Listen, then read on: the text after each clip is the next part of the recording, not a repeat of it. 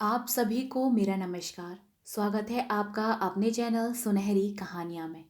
आज की कहानी है घंटी, जिसकी लेखिका संगीता माथुर जी हैं।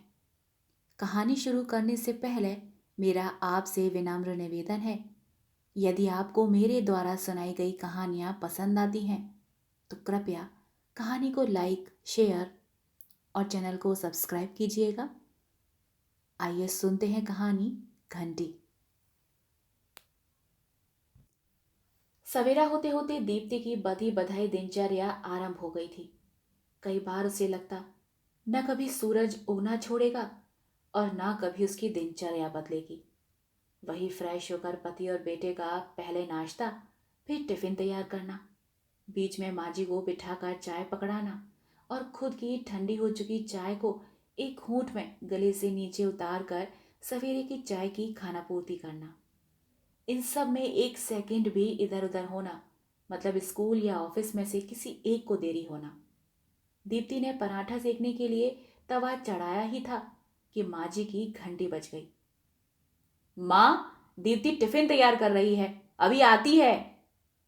अजय ने मोबाइल पर नजरें गड़ाए हुए ही चिल्लाकर जवाब दे दिया। मोबाइल के नीचे ताजा अखबार भी इस उम्मीद में खुला पड़ा था कि कोई उस बेचारे पर भी नजरें मार ले। लेकिन आज भी अजय की मोबाइल पर फिसलती निगाहों ने नाश्ता समाप्त होने पर उसके पन्ने पलटकर उसे हमेशा की तरह कृतार्थ मात्र कर दिया। जिसे सही मायनों में उसकी कद्र थी और जो उसका एक एक अक्षर पढ़ना चाहती थी, वह तो सब कामों से निवृत्त होते होते इतना थक जाती थी कि पढ़ने की ऊर्जा ही समाप्त प्राय हो जाती थी।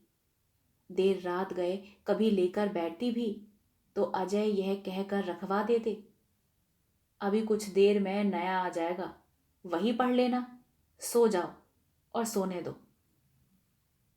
माँ जी की घंटी फिर बजी तो अजय उठ खड़ा हुआ। दीप्ति ने उम्मीद से उस ओर ताका, किंतु निराशा ही हाथ लगी। अजय टिफिन लेकर निकल चुका था। दीप्ति झुंझला उठी। हर काम की जिम्मेदारी उसी की क्यों समझी जाती है?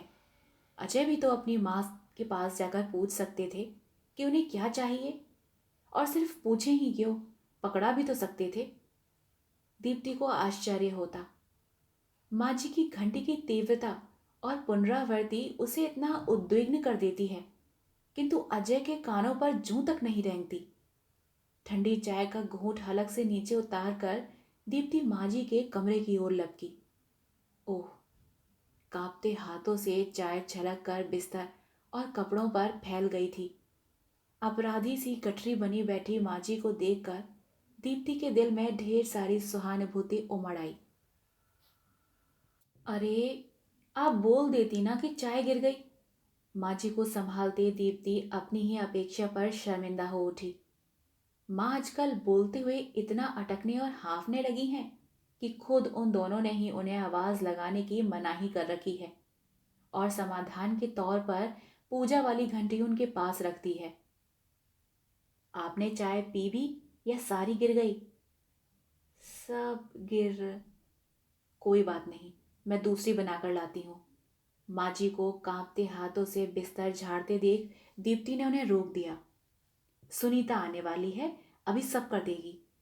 पड़ोस से खटर पटर की तेज आवाजें आने लगी तो दीप्ति ने दोनों कानों पर हाथ धर लिए। उफ! एक तो इस रिनोवेशन के काम ने नाक में दम कर रखा है, जाने कब खत्म होगा। दीप्ति बड़बड़ाते हुए रसोई में जाकर चाय बनाने लगी। तब तक सुनीता आ गई। उसे देखकर दीप्ति के चेहरे पर सुकून बिखर गया। चाय गिरा दी, संभल कर जरा, मैं दूसरी चाय बनाकर ला रही हूँ। अब तू ही पिला देना, उन्हें मत पकड़ाना। खौलती चाय के साथ बीते समय की स्मृतियां दीप्ति के स्मृति पटल पर दस्तक देने लगी। जब दीप्ति इस घर में दुल्हन बनकर आई तब माँ जी यानी सासू माँ कितनी फिट थीं। दीप्ति के सुनने में आया था कि शादी की सारी तैयारियां उन्होंने अकेले ही कर ली थी। पूरे घर की व्यवस्था उन्होंने इतनी चुस्ती फुर्ती से संभाल रखी थी कि दीप्ति देखकर दंग रह जाती थी। कामकाजी बहू से उन्हें कोई परेशानी नहीं थी। बेटे अजय की तरह वे उसके लिए भी नाश्ता टिफिन सब तैयार कर देती थी। दीप्ति को संकोच होता तो वे उसे लड़ियाने लगती।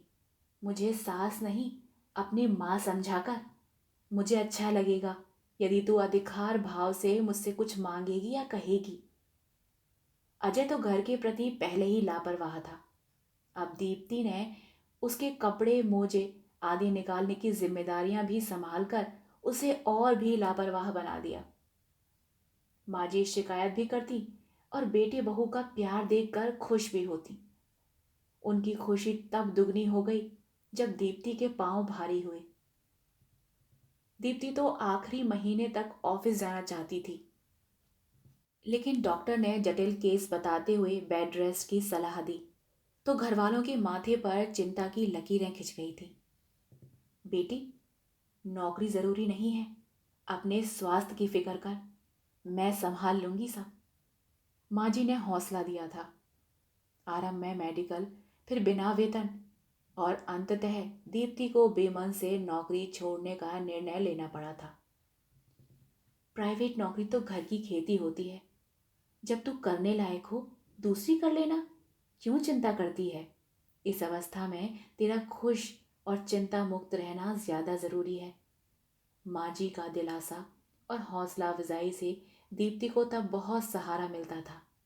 यह शायद माँ जी की अतिशय देखरेख ही थी कि इतने जटिल केस के बावजूद दीप्ति सामान्य प्रसव से पार्थ को जन्म दे पाई थी। अभी सब भरपूर खुशियां भी ना मना पाए थे कि डॉक्टर ने अगली चेतावनी दे दी। डॉक्टर के अनुसार बच्चा बहुत कमजोर था और उसे भरपूर देख रेख की आवश्यकता थी। माँ जी ने एक बार फिर कमर कस ली थी। उनकी हिम्मत देख दीप्ति और अजय को भी जोश आ गया था। पार्थ के 2 साल का होते होते डॉक्टर ने उसे भी हरी झंडी दिखा दी थी। दीप्ति ने फिर से नौकरी शुरू करने का मन बनाना आरंभ ही किया था कि स्वस्थ हंसमुख माँ जी को अचानक ब्रेन स्ट्रोक हो गया। पूरा परिवार हिल गया था। यदि नींव ही डगमगा जाए तो इमारत का खड़े रहना कैसे संभव है? समय रहते माँ जी को चिकित्सा उपलब्ध हो जाने से जान तो बच गई, पर शरीर की सारी ऊर्जा निचुड़ सी गई थी। बिना किसी सहारे के उठना बैठना भी उनके लिए दूभर हो गया था। हाथ पांव कमजोरी के कारण कांपते रहते थे। मुंह से कोई शब्द निकालने में इतना प्रयास करना पड़ता कि शरीर पस्त हो जाता।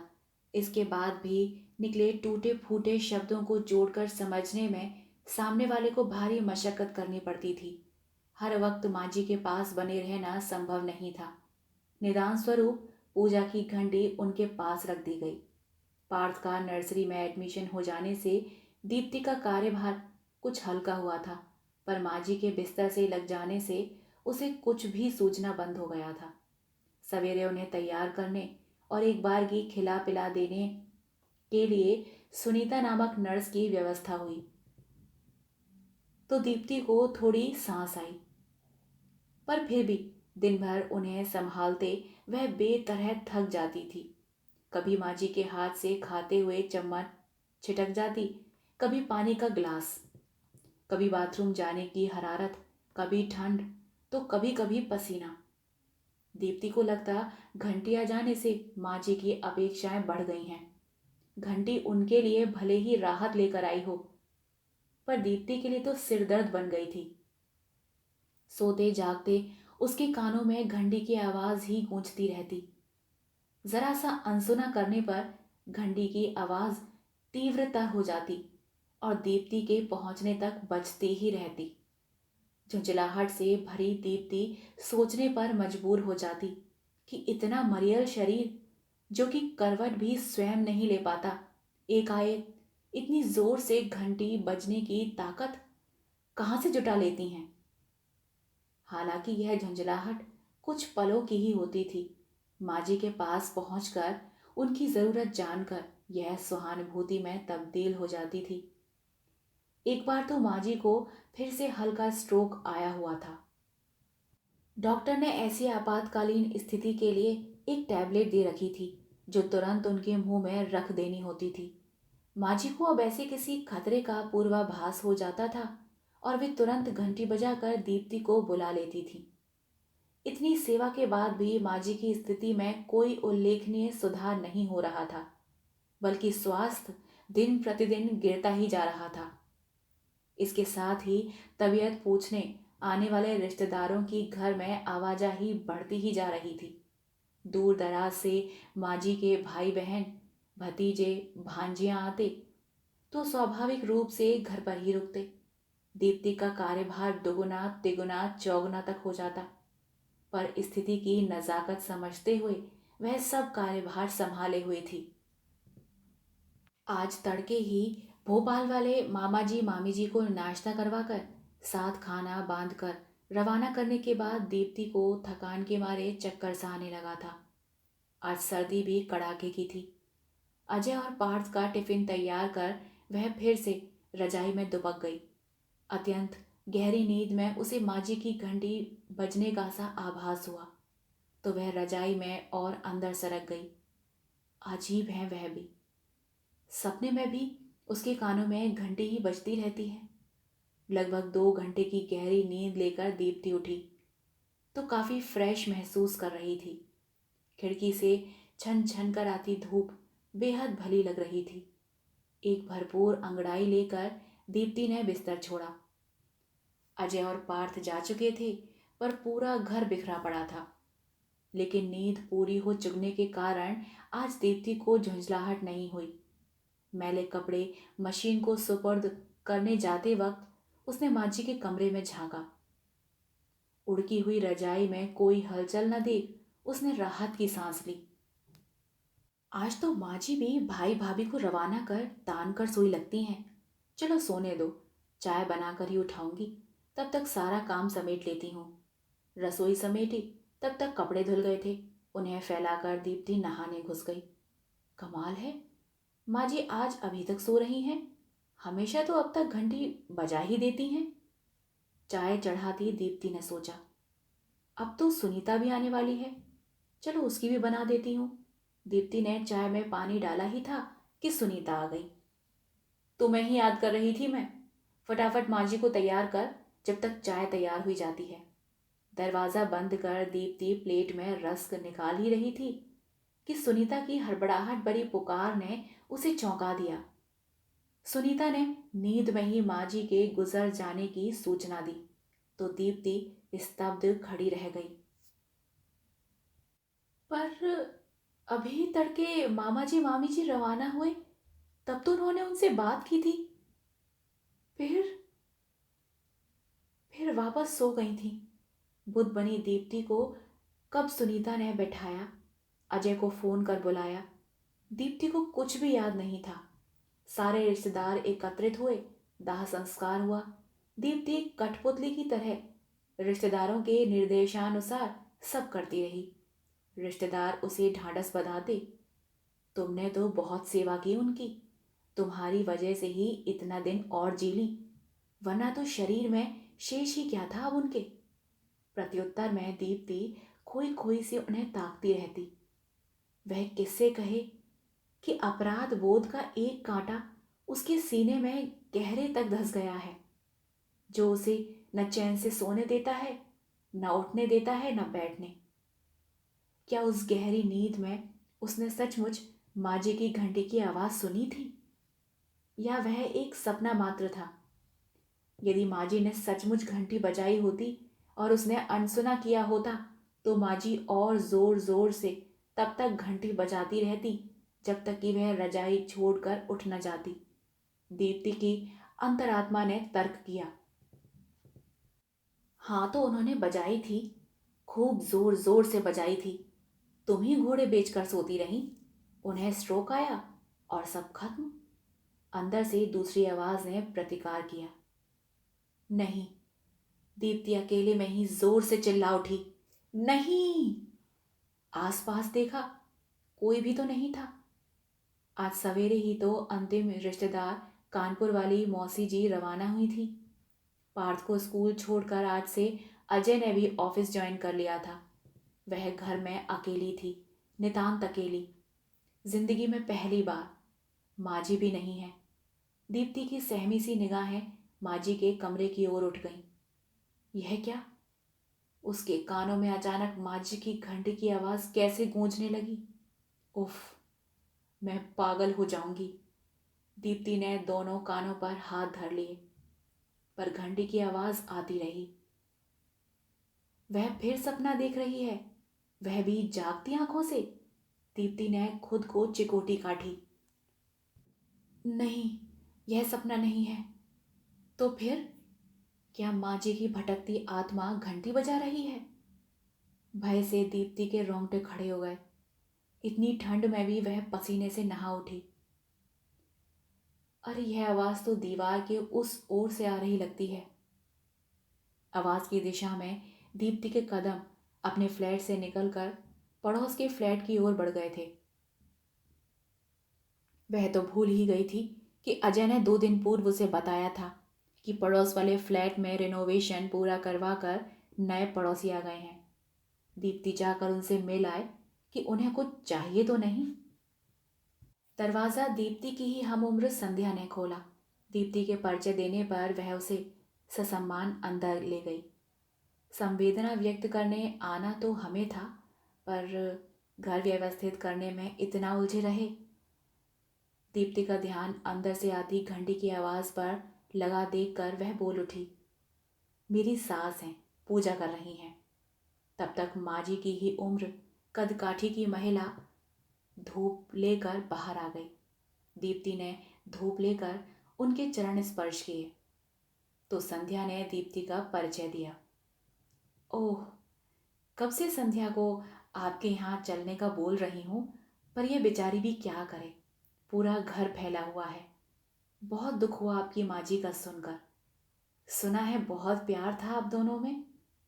मैं आपका दर्द समझ सकती हूँ। दुखी मत होइए।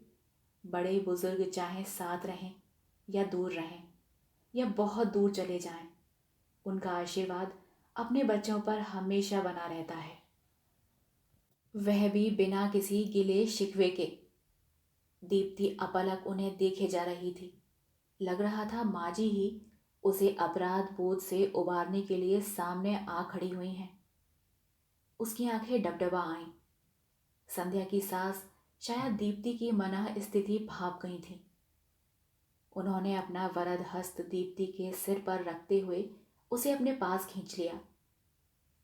तुम मुझ में उनका प्रतिरूप देख सकती हो बेटी। दीप्ति अब स्वयं को रोक न सकी। उनके गले लगकर वह फूट फूट कर रो पड़ी। बहते आंसुओं के साथ मन में घर कर गया अपराध बोध भी बहता चला गया। आप सुन रहे थे कहानी घंटी। आशा करती हूँ आपको यह कहानी पसंद आई हो। कहानी पसंद आई हो तो कृपया कहानी को लाइक, शेयर और चैनल को सब्सक्राइब कीजिएगा। मिलते हैं एक नई कहानी के साथ। तब तक के लिए धन्यवाद।